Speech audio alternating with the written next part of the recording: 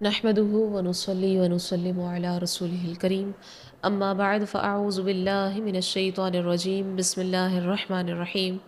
رب اشرح لي صدري ويسر لي امري واحلل عقدة من لساني يفقهوا قولي ربنا آتنا في الدنيا حسنة وفي الآخرة حسنة وقنا عذاب النار آمین بجاہ سید المرسلین صلی اللہ علیہ وآلہ وبارک وسلم۔ سورۃ التغابن کا آغاز ہے۔ اکثر مفسرین کے نزدیک سورہ تغابن مدنیہ ہے، اور بعض مفسرین کا قول یہ ہے کہ یہ آیت نمبر 14 یا ایھا الذین آمنوا ان من ازواجکم سے شروع ہونے والی 3 آیتوں کے علاوہ یہ سورت مکیہ ہے۔ اس صورت میں 2 رکوع اور 18 آیتیں موجود ہیں۔ تغابن کا لفظی معنی ہے خرید و فروخت میں نقصان پہنچانا، اور یہ قیامت کے دن کا ایک نام بھی ہے۔ اس صورت کی آیت نمبر 9 میں بتایا گیا کہ قیامت کا دن یوم التغابن یعنی نقصان اور خسارے کا دن ہے، تو اسی کی مناسبت سے اس صورت کو سورہ تغابن کہتے ہیں۔ آئیے آغاز کرتے ہیں۔ بسم اللہ الرحمن الرحیم، اللہ کے نام سے شروع جو نہایت مہربان رحمت والا ہے۔ پہلی آیت نے فرمایا جو کچھ آسمانوں میں ہے اور جو کچھ زمین میں ہے سب اللہ کی پاکی بیان کرتے ہیں، اسی کی بادشاہت ہے اور اسی کے لیے سب تعریف ہے، اور وہ ہر چیز پر خوب قادر ہے۔ اس آیت میں اللہ تبارک و تعالیٰ کی 4 شانیں بیان ہوئی۔ پہلی، جو کچھ آسمانوں اور زمین میں موجود ہے سب اللہ کی پاکی بیان کرتے ہیں۔ دوسری، اسی کی بادشاہت ہے اور وہ اپنی بادشاہت میں جیسے چاہے تصرف فرماتا ہے، اس میں اس کا نہ کوئی شریک ہے اور نہ ہی حصے دار۔ تیسری، تمام تعریفیں اسی کے لیے ہیں کیونکہ سب نعمتیں اسی کی ہیں۔ اور چوتھی، وہ ہر چیز پر قادر ہے اور کسی مانع اور رکاوٹ کے بغیر جو چاہتا ہے جیسا چاہتا ہے کرتا ہے۔ آیت نمبر 2 میں فرمایا وہی ہے جس نے تمہیں پیدا کیا، کیا تم میں سے کوئی کافر ہے اور تم میں سے کوئی مسلمان ہے، اور اللہ تمہارے کام خوب دیکھ رہا ہے۔ اس آیت کی ایک تفسیر یہ ہے کہ اے لوگو، اللہ تعالیٰ وہی ہے جس نے تمہیں پیدا کر کے اور عدم سے وجود میں لا کر تم پر احسان فرمایا، اور اس کا حق یہ تھا کہ تم سب اللہ تعالیٰ پر ایمان لا کر اس کی اطاعت و فرما برداری کر کے اس کے شکر گزار ہوتے، لیکن تمہیں کیا ہو گیا کہ تم مختلف گروہوں میں تقسیم ہو گئے اور تم میں سے کوئی کافر ہے کوئی مسلمان۔ یاد رکھو کہ اللہ کے کافر کے کفر اور مومن کے ایمان کو جانتا ہے، اور وہ ہر ایک کو قیامت کے دن اس کے عمل کے مطابق جزا دے گا۔ دوسری تفسیر یہ ہے کہ اے لوگو، وہی اللہ ہے جس نے تمہیں پیدا کیا، تو تم میں سے کوئی ایسا ہے جسے کافر پیدا فرمایا اور کوئی ایسا ہے جسے مسلمان پیدا فرمایا۔ اللہ تمہارے کام دیکھ رہا ہے تو وہ تمہارے ساتھ ایسا معاملہ فرمائے گا جو تمہارے اعمال کے مناسب ہو۔ نبی کریم صلی اللہ علیہ وسلم نے فرمایا اے عائشہ، اللہ تعالیٰ نے بعض لوگوں کو جنت کا اہل بنایا حالانکہ وہ اپنے آبا کی پشتوں میں سے تھے، اور بعض لوگوں کو جہنم کا اہل بنایا حالانکہ وہ اپنے آبا کی پشتوں میں تھے۔ اب یہاں پر تفسیر اور احادیث کو سامنے رکھتے ہوئے یہ بات خاص طور پر یاد رکھیے کہ اللہ تعالیٰ نے انسان کو بے بس اور مجبور نہیں بنایا، بلکہ اسے عمر کے آخری حصے تک یہ اختیار دیا ہے کہ وہ کفر اور ایمان میں سے یوں ہی اچھے اور برے اعمال میں جسے چاہے اختیار کرے، لہٰذا اس کا کافر یا مسلمان ہونا، یوں ہی نیک یا گناہ گار ہونا اس کے اپنے اختیار سے ہے، اور جو کچھ انسان نے اپنے اختیار سے کرنا تھا اس کا اللہ تعالیٰ کو ازل سے ہی علم تھا، اور اسی کے موافق لوح محفوظ میں اور ماں کے پیٹ میں فرشتے نے لکھا ہے۔ آیت نمبر 3 میں فرمایا اس نے آسمان اور زمین حق کے ساتھ بنائے اور تمہاری صورتیں بنائی تو تمہاری اچھی صورتیں بنائی اور اسی کی طرف پھرنا ہے۔ فرمایا کہ اللہ تعالیٰ نے آسمان اور زمین حق کے ساتھ بنائے جن میں ہزاروں دینی اور دنیاوی مصلحتیں ہیں، اور اس نے تمہاری صورت بنائی تو دیگر مخلوق کے مقابلے میں تمہاری اچھی صورتیں بنائیں۔ اس احسان کے شکریہ میں تم پر لازم ہے کہ اپنی سیرت بھی اچھی رکھو، قیامت کے دن تمہیں اسی کی بارگاہ میں لوٹ کر جانا ہے، تو تم اپنے باطن کو اچھا کر لو تاکہ عذاب کے ذریعے تمہارے ظاہر کو مسخ نہ کر دیا جائے۔ انسانی صورت بہترین صورت ہے، اسے بگاڑنا حرام ہے، لہٰذا ناک کان کاٹنا، چہرے پر راکھ وغیرہ مل کر جو ہے وہ صورت بگاڑنا، مردوں کو عورت کی شکل یا عورت کو مردوں کی شکل بنانا یہ حرام ہے۔ اللہ تعالیٰ نے جو صورت بخشی وہ ہی اچھی ہے۔ آیت نمبر 4 میں فرمایا وہ جانتا ہے جو کچھ آسمانوں اور زمین میں ہے، اور وہ جانتا ہے جو تم چھپاتے ہو اور جو تم ظاہر کرتے ہو، اور اللہ دلوں کی بات خوب جانتا ہے۔ اس آیت میں اللہ تعالیٰ نے اپنے علم کی وسعت کو بیان فرمایا۔ خلاصہ یہ ہے کہ آسمانوں اور زمین میں موجود ہر چیز کو اللہ تعالیٰ جانتا ہے، تمہاری نیتوں، دلی ارادوں اور اعمال کو بھی جانتا ہے، تمہارے ظاہری اور پوشیدہ کاموں سے بھی خبردار ہے، یہاں تک کہ جو چیزیں صرف خیال میں رہیں اور کبھی ان کا ظہور نہ ہوا ان کی بھی خبر رکھتا ہے۔ لہٰذا ہر کوئی اللہ کے ڈر اور اس سے حیا کی وجہ سے اللہ تبارک و تعالیٰ کی نافرمانی سے بچے۔ آیت نمبر 5 میں فرمایا کیا تمہارے پاس تم سے پہلے لوگوں کی خبر نہ آئی جنہوں نے کفر کیا اور اپنے کام کا وبال چکھ لیا اور ان کے لیے دردناک عذاب ہے۔ اس آیت میں کفار مکہ سے خطاب فرمایا گیا کہ اے کافرو، کیا تمہیں گزری ہوئی ان امتوں کے احوال معلوم نہیں جنہوں نے انبیاء کرام علیہم السلام کی تکذیب کی، انہیں جھٹلایا اور دنیا میں اپنے کفر کی سزا پائی، اور ان کے لیے آخرت میں دردناک عذاب ہے۔ اس آیت سے دو باتیں معلوم ہوئیں۔ صحیح تاریخ کا پڑھنا مفید ہے کہ اس کے ذریعے اللہ تبارک و تعالیٰ سے خوف اور امید حاصل ہوتی ہے، اور کفار پر دنیا میں عذاب آنا آخرت کے عذاب کو کم نہ کرے گا۔ آگے آیت نمبر 6 میں فرمایا یہ اس لیے کہ ان کے پاس ان کے روشن دلیلیں لاتے تو وہ کہتے کیا آدمی ہماری رہنمائی کریں گے، تو انہوں نے کفر کیا اور منہ پھیر لیا، اور اللہ نے بے پرواہی فرمائی، اور اللہ بے پرواہ ہر حمد کے لائق ہے۔ یعنی پچھلے کافروں پر یہ دنیا کے عذاب اس لیے آئے کہ جب ان کے پاس ان کے رسول روشن دلیل لاتے اور معجزے دکھاتے جن سے ان کی حقانیت روز روشن کی طرح ظاہر ہو جاتی، تو وہ کہتے کیا آدمی بشر ہماری رہنمائی کریں گے، تو انہوں نے رسولوں کا انکار کر کے کفر کیا اور ایمان لانے سے پھر گئے، اور اللہ تعالیٰ تو ازل سے ہی ان کے ایمان اور ان کی اطاعت و عبادت سے بے پرواہ ہے، کیونکہ وہ اپنی مخلوق سے بے نیاز اور اپنے تمام افعال میں حمد کے لائق ہے۔ جب انہوں نے کفر کیا اور کسی طرح ایمان نہ لائے تو اس کا نتیجہ یہ ہوا کہ دنیا میں ان پر عذاب آئے۔ آگے آیت نمبر 7 میں فرمایا کافروں نے گمان کر لیا کہ انہیں ہرگز دوبارہ زندہ نہیں کیا جائے گا، تم فرماؤ کیوں نہیں، میرے رب کی قسم تم ضرور دوبارہ زندہ کیے جاؤ گے، پھر ضرور تمہارے اعمال تمہیں بتا دیے جائیں گے، اور یہ اللہ پر بہت آسان ہے۔ اس آیت میں اللہ تعالیٰ نے یہ بتایا ہے کہ کافر مرنے کے بعد دوبارہ زندہ کیے جانے کا انکار کرتے ہیں۔ خلاصہ یہ ہے کہ کفار مکہ نے یہ گمان کر لیا ہے کہ وہ مرنے کے بعد ہرگز نہ اٹھائے جائیں گے اور کبھی اپنی قبروں سے نہ نکلیں گے۔ اے حبیب صلی اللہ علیہ وسلم، آپ ان کے گمان کا رد کرتے ہوئے ان سے فرما دیں کیوں نہیں، میرے رب کی قسم تم قیامت کے دن ضرور اٹھائے جاؤ گے، پھر تمہارے اعمال تمہیں بتا دیے جائیں گے تاکہ تم سے حساب لیا جائے اور تمہیں تمہارے اعمال کی سزا دی جائے۔ اور یاد رکھو قیامت کے دن دوبارہ زندہ کرنا، اعمال کا حساب لینا اور ان کی جزا دینا اللہ تعالیٰ پر آسان ہے، کیونکہ اس کی قدرت کامل ہے۔ آیت نمبر 8 میں فرمایا تو ایمان لاؤ اللہ اور اس کے رسول اور اس نور پر جو ہم نے اتارا، اور اللہ تمہارے کاموں سے خوب خبردار ہے۔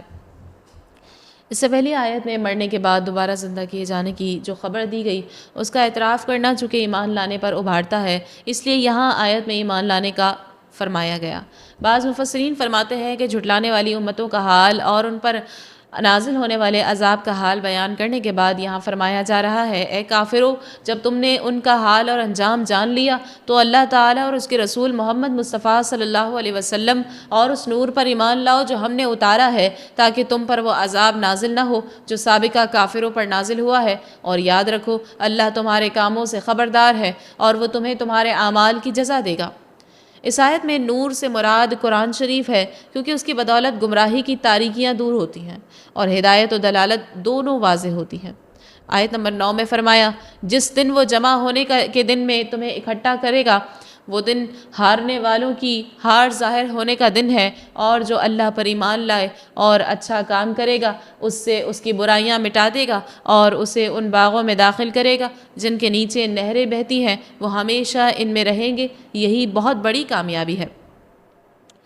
اس آیت میں جمع ہونے کے دن سے مراد قیامت کا دن ہے، جس میں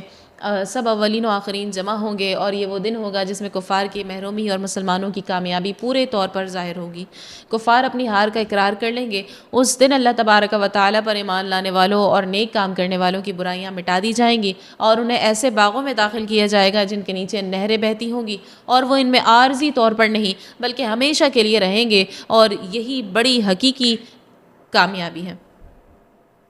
آیت نمبر 10 میں فرمایا، اور جنہوں نے کفر کیا اور ہماری آیتوں کو جھٹلایا وہ لوگ آگ والے ہیں، ہمیشہ اس میں رہیں گے، اور وہ کیا ہی برا ٹھکانہ ہے۔ یعنی وہ لوگ جنہوں نے اللہ تعالیٰ کی وحدانیت اور قدرت کا انکار کر کے کفر کیا اور ہماری ان آیتوں کو جھٹلایا جو مرنے کے بعد دوبارہ زندہ کیے جانے پر دلالت کرتی ہے، وہ آگ والے ہیں، ہمیشہ اس میں رہیں گے، اور یہ ان کا کیا ہی برا انجام ہے۔ اس آیت سے یہ معلوم ہوا کہ دوزخ میں ہمیشہ رہنا اور سخت عذاب ہونا صرف کفار کے لیے ہے۔ گناہگار مومن خواہ کیسا ہی گناہگار ہو، انشاءاللہ دوزخ میں ہمیشہ نہ رہے گا، اور اللہ تبارک و تعالیٰ اسے رسوا نہ کرے گا۔ اس آیت مبارکہ پر سورہ تغابن کا پہلا رکوع ختم ہوا۔ دوسرے رکوع کے آغاز میں آیت نمبر 11 میں فرمایا، ہر مصیبت اللہ کے حکم سے ہی پہنچتی ہے، اور جو اللہ پر ایمان لائے اللہ اس کے دل کو ہدایت دے دے گا، اور اللہ ہر چیز کو خوب جانتا ہے۔ اس آیت کا خلاصہ یہ ہے کہ موت کی، مرض کی اور مال کے نقصان کی وغیرہ کی الغرض ہر مصیبت اللہ تعالیٰ کے حکم سے ہی پہنچتی ہے، اور جو اللہ تعالیٰ پر ایمان لائے اور جانے کہ جو کچھ ہوتا ہے اللہ تعالیٰ کی مشیت اور اس کے ارادے سے ہوتا ہے، اور مصیبت کے وقت انا للہ و انا الیہ راجعون پڑھے، اور اللہ کی تعالیٰ کی جو ہے وہ عطا پر شکر اور بلا پر صبر کرے، تو اللہ تعالیٰ اس کے دل کو ہدایت دے دے گا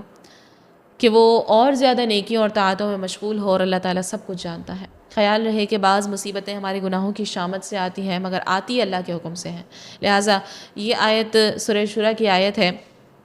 اور تمہیں جو مصیبت پہنچی وہ تمہارے ہاتھوں کے کمائے ہوئے اعمال کی وجہ سے ہے،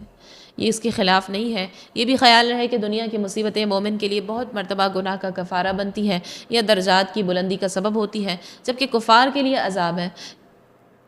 تو لہٰذا جو تفسیر ذکر کی گئی یہ بالکل صاف ہے، اس پر کسی طرح کا کوئی اعتراض نہیں کیا جا سکتا۔ آیت نمبر 12 اور 13 میں فرمایا، اور اللہ کا حکم مانو اور رسول کا حکم مانو، پھر اگر تم منہ پھیرو تو جان لو کہ ہمارے رسول پر صرف صاف صاف پہنچا دینے کی ذمہ داری ہے۔ اللہ وہ ہے جس کے سوا کوئی معبود نہیں، اور ایمان والوں کو تو اللہ ہی پر بھروسہ کرنا چاہیے۔ یعنی اللہ تعالیٰ نے جو حکم دیا اسے مانو، اور رسول اللہ صلی اللہ علیہ وسلم نے جو حکم دیا اسے بھی مانو۔ پھر اگر تم اللہ تعالیٰ اور اس کے رسول صلی اللہ علیہ وسلم کی فرما برداری سے منہ پھیرو تو جان لو کہ ہمارے رسول پر صرف صریح پہنچا دینے کی ذمہ داری ہے۔ انہوں نے اپنا فرض ادا کر دیا اور کامل طور پر دین کی تبلیغ فرما دی۔ اس آیت سے معلوم ہوا کہ حضور اقدس صلی اللہ علیہ وسلم کی اطاعت اللہ کی اطاعت کی طرح ضروری ہے، کیونکہ دونوں اطاعتوں کو ایک ہی طریقے سے بیان فرمایا گیا۔ پھر فرمایا، وَعَلَى اللَّهِ فَلْيَتَوَكَّلِ الْمُؤْمِنُونَ، اور ایمان والوں کو تو اللہ ہی پر بھروسہ کرنا چاہیے۔ یاد رکھیں کہ اللہ تعالیٰ پر توکل کی حقیقت یہ ہے کہ اسباب کو اختیار کیا جائے، مگر اعتماد اور پر بھروسہ صرف اللہ پر کیا جائے۔ لہٰذا بیماری میں علاج کرنا، مصیبت میں ظاہری حکام یا باطنی حکام جیسے اللہ تعالیٰ کے اولیاء کی بارگاہ میں حاضر ہونا توکل کے خلاف نہیں ہے۔ آیت نمبر 14 میں فرمایا، اے ایمان والو، بے شک تمہاری بیویوں اور تمہاری اولاد میں سے کچھ تمہارے دشمن ہیں، تو ان سے احتیاط رکھو، اور اگر تم معاف کرو اور درگزر کرو اور بخش دو تو بے شک اللہ بخشنے والا بڑا مہربان ہے۔ چند مسلمان نے مکہ مکرمہ سے ہجرت کا ارادہ کیا تو ان کی زوجہ اور بچوں نے انہیں روکا اور کہا، ہم آپ کی جدائی پر صبر نہیں کر سکیں گے، آپ چلے جاؤ گے تو ہم آپ کے پیچھے ہلاک ہو جائیں گے۔ یہ بات ان پر اثر کر گئی اور وہ ٹھہر گئے۔ کچھ عرصے بعد انہوں نے ہجرت کی تو رسول اللہ صلی اللہ علیہ وسلم کے صحابہ کرام رضی اللہ عنہم کو دیکھا کہ وہ دین پر بڑے ماہر اور فقیہ ہو گئے ہیں۔ یہ دیکھ کر انہوں نے اپنی بیوی بچوں کو سزا دینے کا ارادہ کیا، اور یہ ارادہ کیا کہ ان کا خرچ بند کر دیں گے، کیونکہ وہی لوگ انہیں ہجرت سے مانے ہوئے تھے، جس کا نتیجہ یہ ہوا کہ حضور صلی اللہ علیہ وسلم کے ساتھ ہجرت کرنے والے اصحاب علم و فقہ میں ان سے منزلوں آگے نکل گئے۔ اس پر یہ آیت کریمہ نازل ہوئی جس میں آئندہ اپنی بیوی بچوں کے بات ماننے سے منع کیا گیا، ان سے تعلق ترک کرنے سے بھی روکا گیا، اور انہیں اپنے بیوی بچوں سے درگزر کرنے اور معاف کر دینے کی ترغیب بھی دی گئی ہے۔ تو خلاصہ یہ ہے اس آیت کا کہ اے ایمان والو، تمہاری بیویوں اور تمہاری اولاد میں سے کچھ تمہارے دشمن ہیں کہ تمہیں نیک اعمال کرنے سے روکتے ہیں، تو ان سے احتیاط رکھو اور ان کے کہنے میں آ کر نیکی سے باز نہ رہو، اور اگر تم ان کی ایسی حرکت پر مطلع ہونے کے بعد انہیں معاف کر دو اور انہیں ڈانٹنے سے درگزر کرو اور ان کی خطا بخش دو تو بے شک اللہ تبارک تبارک و تعالیٰ بخشنے والا مہربان ہے، وہ تمہارے گناہ بخش دے گا اور تمہاری خطاؤں کو مٹا دے گا۔ پھر آیت نمبر 15 میں فرمایا تمہارے مال اور تمہاری اولاد ایک آزمائش ہی ہے اور اللہ کے پاس بہت بڑا ثواب ہے۔ ارشاد فرمایا کہ اے ایمان والو، تمہارے مال اور تمہاری اولاد آزمائش ہی ہے کہ کبھی آدمی ان کی وجہ سے گناہ اور معصیت میں مبتلا ہو جاتا ہے اور ان میں مشغول ہو کر امور آخرت کو سر انجام دینے سے غافل ہو جاتا ہے، حالانکہ آخرت میں اللہ کے پاس بڑا ثواب ہے جو کہ تمہارے اموال اور اولاد سے حاصل ہونے والی منفعت سے کہیں زیادہ عظیم ہے۔ تو تم لحاظ رکھو تاکہ ایسا نہ ہو کہ اموال اور اولاد میں مشغول ہو کر ثواب عظیم کھو بیٹھو۔ آیت نمبر 16 میں فرمایا تو اللہ سے ڈرو جہاں تک تم سے ہو سکے، اور سنو اور حکم مانو اور راہ خدا میں خرچ کرو، یہ تمہاری جانوں کے لیے بہتر ہوگا، اور جسے اس کے نفس کے لالچی پن سے بچا لیا گیا تو وہی لوگ فلاح پانے والے ہیں۔ یعنی جب تم نے اس نصیحت کو سن لیا اور ثواب کے بارے میں جان لیا تو تم اپنی طاقت اور وسعت کے مطابق اللہ سے ڈرتے رہو۔ اللہ تعالیٰ اس کے رسول صلی اللہ علیہ وسلم تمہیں جو بات ارشاد فرمائیں اسے سنو اور ان کا حکم مانو، اور اپنے فائدے کے لیے اللہ کی راہ میں مال خرچ کرو، اور جو اپنے نفس کے لالچی پن سے بچا لیا گیا اور اس نے اپنے مال کو اطمینان کے ساتھ حکم شریعت کے مطابق خرچ کیا تو وہی لوگ فلاح پانے والے ہیں۔ اس آیت سے معلوم ہوا کہ ہر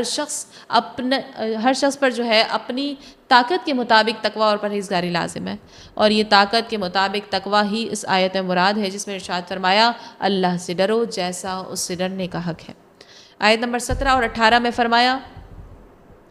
اگر تم اللہ کو اچھا قرض دو گے تو وہ تمہارے لیے اسے کئی گنا بڑھا دے گا اور تمہیں بخش دے گا، اور اللہ قدر فرمانے والا بہت حلم والا ہے، وہ ہر پوشیدہ اور ظاہر کو جاننے والا بہت عزت والا بڑا حکمت والا ہے۔ فرمایا اے ایمان والو، اگر تم خوش دلی سے اور نیک نیتی کے ساتھ حلال مال سے صدقہ دو گے تو اللہ تعالیٰ تمہارے لیے اسے کئی گنا بڑھا دے گا اور اس کی برکت سے تمہیں بخش دے گا، اور اللہ تعالیٰ کی شان یہ ہے کہ وہ تھوڑے عمل کے بدلے بہت زیادہ عطا کر کے قدر فرمانے والا ہے، جبکہ گناہوں کی کثرت باوجود فوری عذاب نازل نہ کر کے حلم فرمانے والا ہے۔ وہ ہر پوشیدہ اور ظاہر کو جاننے والا عزت والا اور حکمت والا ہے۔ لہٰذا اللہ نہ تو تمہاری خیرات سے بے خبر ہے، نہ تمہارے اخلاص سے غافل ہے، اور نہ ہی اس کے خزانوں میں کچھ کمی ہے۔ جب اس کی شان یہ ہے تو پھر یہ نہیں ہو سکتا کہ خیرات کا بدلہ نہ ملے یا کم ملے۔ اللہ تعالیٰ خوش دلی اور اخلاص کے ساتھ ہمیں صدقہ دینے کی توفیق عطا فرمائے۔ اسی آیت مبارکہ پر سورہ تغابن اپنے اختتام کو پہنچی۔ اللہ رب العزت کی بارگاہ میں دعا کرتے ہیں الہ العالمین یا رب العالمین، ہمیں یوم تغابن کی رسوائی سے محفوظ فرما، ہمیں اس دن کامیاب لوگوں میں شامل فرمانا۔ اے رب کریم ہمارے دلوں میں تقوی پیدا فرما، ہمیں اپنی راہ میں اخلاص کے ساتھ خرچ کرنے کی توفیق عطا فرما۔ اے اللہ ہمارے مال اور اولاد کو ہمارے لیے فتنہ نہ بنا بلکہ انہیں ہمارے لیے صدقہ جاریہ اور نیکی کا ذریعہ بنا دے۔ اے رب العالمین ہمیں دنیا کی آزمائشوں میں ثابت قدم رکھ، آخرت میں اپنی رضا اور جنت نصیب فرمانا، آمین یا رب العالمین بجاہ سید المرسلین صلی اللہ علیہ وسلم، وما علینا الا البلاغ المبین۔